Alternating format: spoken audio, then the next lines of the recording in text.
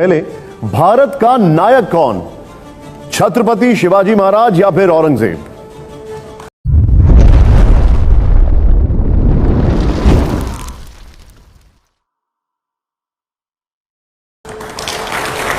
बड़ा सवाल है ये। भारत का क्या कहा आपने? भारत का नायक कौन? अच्छा, ये उस आजादी हमको कब मिली? हम लोकतंत्र मुल्क कब बने? हमारे पास कॉन्स्टिट्यूशन कब आया? कॉन्स्टिट्यूशन हमारे पास, देखिए सर, सुनिए, हमारे पास कॉन्स्टिट्यूशन कब आया? कॉन्स्टिट्यूशन हमने 1950 में अपने आप को दिया। आजादी हमको मिली 15 अगस्त 47 को। तो अब प्रॉब्लम आप लोगों में यह है कि आप इन नौजवान बच्चों को 400 साल पीछे ले जाना चाहते हैं। मैं आपसे कह रहा हूं कि भैया, ये जो इस देश का जो डेमोग्राफिक डिविडेंड है ना, जो किसी विश्व के देश में नहीं है, हमारी आबादी 28 साल की 50% है और ये डेमोग्राफिक डिविडेंड 2040 तक रहेगा। अगर हम इसको इस्तेमाल करेंगे तो भारत सुपर पावर बनेगा।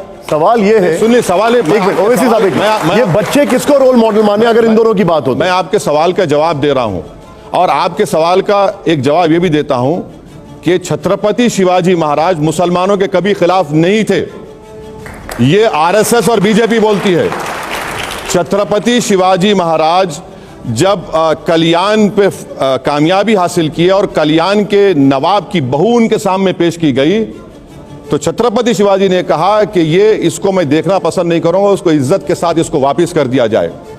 छत्रपति शिवाजी जब आगरा की किले से भागे थे, उनके साथ मुसलमान था।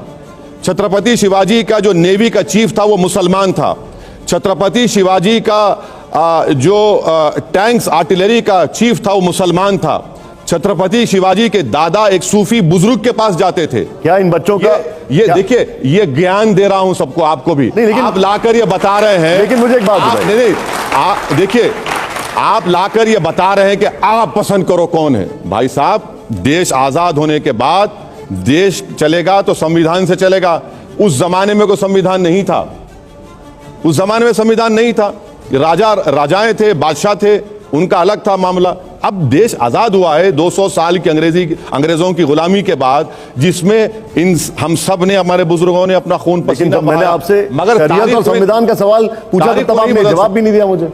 हाँ, जब मैंने आपसे शरीयत और संविधान का सवाल पूछा था तो आपने मुझे जवाब ही नहीं दिया। नहीं, आपको अभी दे देता हूं, फिर से लगा दिया सवाल। आपने बहुत अच्छा सवाल किया। सुनिए, जब संविधान बना ना 1950 में, 1937 एक्ट, 1949 एक्ट के बारे में बाबा साहब अंबेडकर ने नहीं कहा कि निकाल दो इसको। के.एम. मुंशी ने नहीं कहा निकाल दो इसको। तो संविधान हमने बनाया, संविधान में हमने कहा कि आपको फ्रीडम ऑफ रिलीजन है। संविधान हमने बनाया और कहा कि तुम सिख रहो, अपने मजहब पर रहो, तुम मुसलमान रहो, इस्लाम पर रहो, तुम बुद्ध हो तो बुद्ध मजहब पर रहो, तुम किसी खुदा को नहीं मानते तो भी कोई बात नहीं। ये भारत है।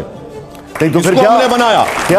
मगर बीजेपी ये करना चाहती है। नहीं, लेकिन मैं आपसे पूछ रहा हूं, अभी बीजेपी का नहीं सवाल पूछ रहा हूं। मैं पूछ रहा हूं, आपके लिए संविधान है या शरीयत है? आपके लिए संविधान है या शरीयत है सर? हैं? संविधान या शरीयत? आपको संविधान चुनना है या शरीयत चुनना है? संविधान ही आपको फ्रीडम ऑफ रिलीजन देता है। संविधान ही आपको आर्टिकल 25 देता है, 26 देता है, 29 सुन लीजिए, 29 देता है, राइट टू इक्वालिटी देता है, राइट टू लाइफ देता है, ठीक है, आर्टिकल 19 देता है।